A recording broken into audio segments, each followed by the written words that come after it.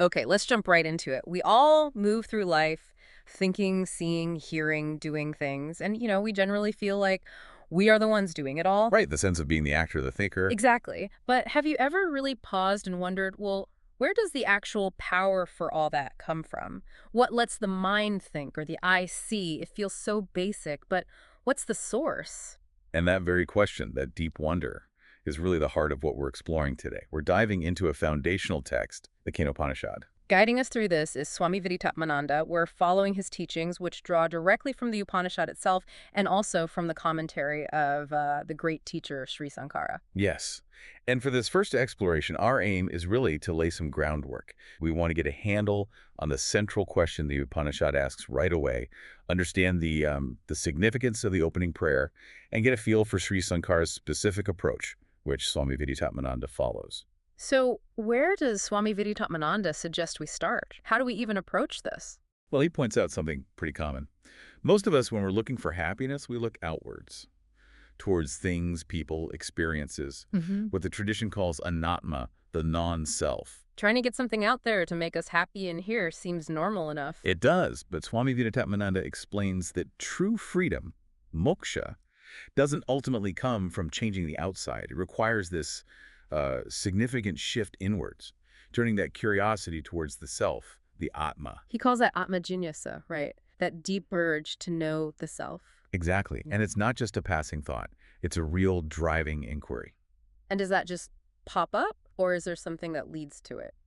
That's a key point Swami Viditatmananda makes. Hmm. This kind of deep inquiry usually arises when the mind is sort of prepared, often through disciplined action, karma, especially action done without a purely selfish motive, and also through contemplative practices, upasana.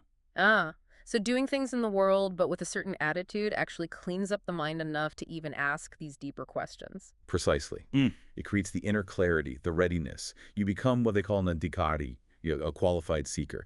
And the Kenopanishad doesn't hang about. It gets straight to the point with its very first question. Which is that question, by whose will?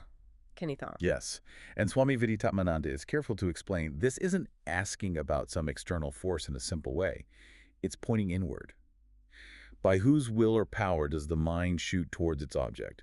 By whose direction does the life force operate? What makes the eye see, the ear hear? So it's asking about the internal engine, the director behind my own experience. Exactly. It suggests there's a conscious principle, enabling these instruments, the body, senses, mind, which are inherently inert, echitan, to function in this incredibly coordinated way. They don't just work randomly. There must be some kind of, inspirer or enabler behind the whole show. Right. And the way the Upanishad answers this, as Swami Viditatmananda explains, really pushes our usual ways of thinking. The self, the atma, which is equated with the ultimate reality, Brahman isn't something you can know like a fact or an object. Okay, this is where it gets tricky. The text says it's other than the known and also above the unknown. That sounds quite paradoxical. How does Swami Viditatmananda help us unpack that? It's fundamental. Other than the known means it's not an object of your knowledge. It can't be, because it's the very subject that knows. It's the consciousness doing the knowing. Right, okay. I can't perceive the perceiver as just another thing being perceived. That makes a certain kind of sense. But above the unknown. That means it's not just something we haven't found yet, like an undiscovered particle. It's fundamentally beyond the category of things that can be known objectively. Our usual tools of perception and intellect just don't apply directly to the ultimate subject. So trying to pin down the self like it's a scientific formula or a historical event is fundamentally missing the point. Completely. Swami Viditatmananda points to other descriptions the Upanishad uses. It's called self-luminous, Swayam Prakasha. It doesn't need another light to be revealed. It is the light by which all else becomes known. Like a lamp illuminating a room, it lights everything else up, but doesn't need another lamp shining on it to be a lamp. That's a classic pointer, yes, though its nature is pure consciousness. And, Swami Viditatmananda explains, it's eternal, nitya, and unchanging, nirvikara. This is crucial. Because it's unchanging, it doesn't act or desire in the way our dynamic minds and bodies do. Wait, if it's unchanging and doesn't desire anything, how does it direct or inspire anything? How does that work? Through its mere presence. Swami Viditatmananda uses the term sanidhi matra. Think about the sun. Its presence enables all life inside on Earth, but the sun isn't actively trying to make you see. It's just there. Ah, okay. So the self's presence is the enabling condition, the background reality that allows the mind and senses to function. Exactly. It's the ultimate inspirer, pritam, in that profound, subtle sense. It's also called the witness, seconded, the awareness that observes the mind's activities, the body's actions, without getting caught up or changed by them. The Upanishad also has this fascinating phrases like ear of the ear or mind of the mind. What's the purpose of phrasing it like that? Swami Viditatmananda explains these as upalaka, indicating marks or pointers. Since you can't directly point to the self as an object, these phrases redirect your attention. They show that the power of hearing isn't ultimately in the physical ear. It comes from this deeper source, the ear behind the ear. The power of thinking isn't inherent in the thoughts themselves, but comes from the mind behind the mind. So they're designed to shift our focus from the instrument to the power source enabling it, Precisely. Away from the temporary tool to the eternal reality that empowers it.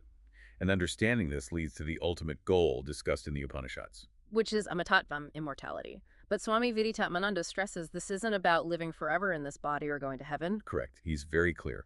This immortality is the realization of your own true, eternal, unchanging nature right here, right now. It's not a post-death reward. Immortality. Yeah, No, that's a radical idea. It changes the whole picture of life and death. it absolutely does.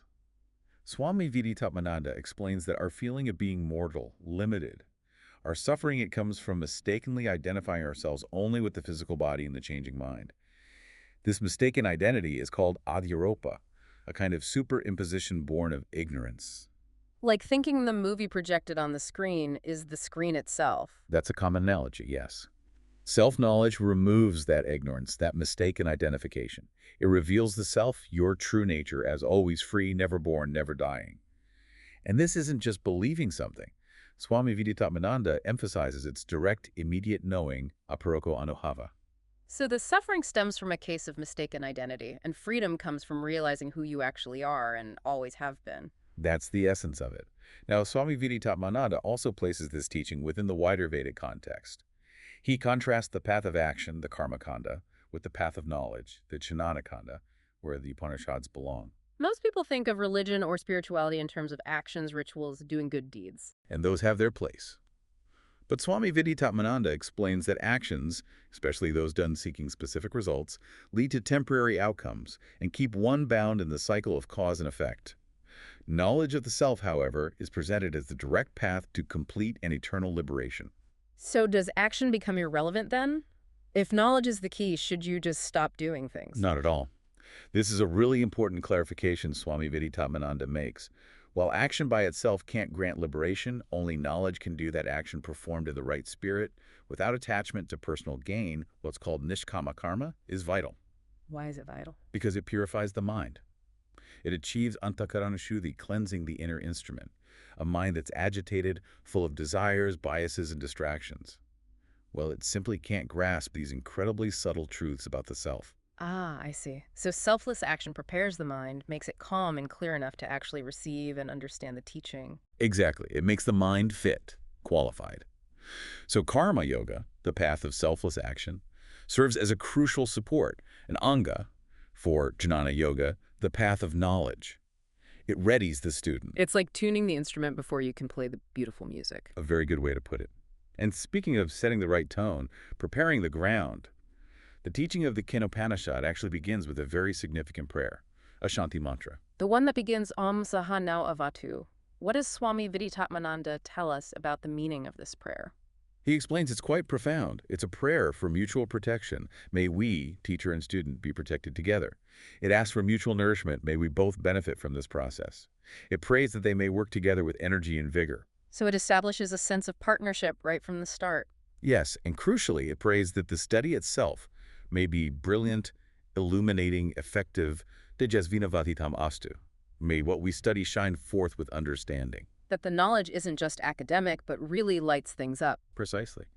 And then there's the final line, which Swami Viditatmananda often highlights. May we not harbor any friction, any animosity, or misunderstanding towards each other. Wow. That's really important, isn't it? Especially for transmitting something so subtle. You need that harmony. Absolutely. It creates the necessary atmosphere of trust and openness for this kind of deep transmission and reception of knowledge to even be possible. It sets the perfect stage. Okay. And you mentioned earlier that Swami Viditatmananda is teaching based on Sri Sankara's commentary. Why is understanding Sankara's perspective so key here? Well, Swami Viditatmananda emphasizes that Sankara isn't just offering one possible opinion among many. He's presenting his commentary as being firmly within the traditional lineage, the parampara. He's clarifying the established understanding passed down through generations of teachers. So he saw himself as explaining the tradition, not inventing something totally new. Exactly. He's upholding the lineage. And while Sankara is renowned for his sharp logic, his tarka, Swami Viditatmananda points out that Sankara always uses logic in service of the scripture, the huti, Meaning? meaning logic helps clarify, defend, and understand the revealed truth of the Upanishad. But the Upanishad itself remains the ultimate authority, the Kramad. Logic doesn't create the truth, it helps us access it. Okay, so logic is a tool, not the source. Right. And Sankara's genius, as Swami Viditatmananda conveys it, lies in how meticulously he uses the Upanishad's own statements to dismantle our common sense, mistaken assumptions about who we are. He clearly distinguishes the preparatory role of karma from the direct liberating power of jnana, knowledge. His commentary systematically guides the reader away from seeing the self as an object toward recognizing it as the ever-present, non-objective consciousness. He basically uses the text itself to deconstruct our illusions about ourselves. That's a great way to put it. He shows how the text works on us, challenging our ingrained notions and revealing the truth that's already there, always grounded in that scriptural authority. Okay, so wrapping up this first step, we've really just scratched the surface with Swami Viditatmananda's guidance. We've looked at that initial fundamental question, what powers everything, which points us towards the self, the Atma. And we saw this self isn't an object to be known, but the eternal, unchanging, self-luminous subject. It's the consciousness that enables everything. We touched on how realizing this is considered immortality, achieved right here and now by shedding mistaken identifications. We also looked at the preparatory role of selfless action, karma, in purifying the mind, and the importance of the Shanti mantra in creating a harmonious learning environment. And we got a sense of Sri Sankara's traditional, scripture-grounded, yet logically rigorous approach to commentary. It really lays the foundation for understanding the subsequent sections of the Upanishad, where these ideas are explored further. Absolutely. This feels like just the beginning. In our next discussions on the Kenopanishad, we'll delve deeper into the specific answers the text gives and explore the nature of this consciousness and the path to its realization more fully, continuing with Swami Viditatmananda's insights. It certainly gives you a lot to think about regarding the very nature of your own experience. It really does, which maybe leaves us, and you listening, with this thought. If this teaching is right, if the limitations and suffering we feel are fundamentally based on a misunderstanding of who we truly are identifying with the temporary body and mind, instead of the eternal consciousness, what might actually shift in your day-to-day life if you started, even tentatively, to relate to yourself as that unchanging awareness? Is the search for happiness truly about finding something new, or could it be about uncovering the freedom and peace that, according to this teaching, you already are?